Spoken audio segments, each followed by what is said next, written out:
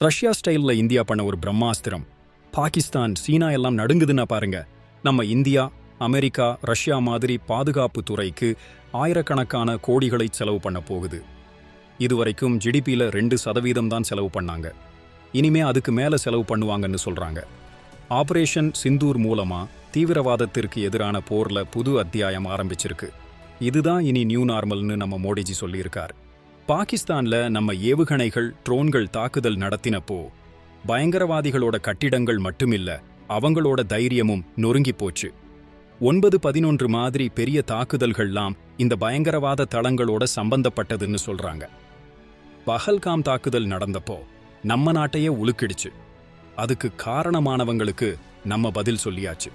பாதுகாப்பு பட்ஜெட்ல 50,000 கோடி ரூபாய் அதிகரிப்புன்னா பாருங்க. ஒட்டுமொத்த பட்ஜெட் 7 லட்சம் கோடியை தாண்டும். பிரம்மோஸ் ஏவுகணை பயன்படுத்தப்பட்டிருக்கலாம்னு சொல்றாங்க. இதுல நம்ம ஊருக்கு என்னென்ன நன்மைன்னு கமெண்ட்ல சொல்லுங்க.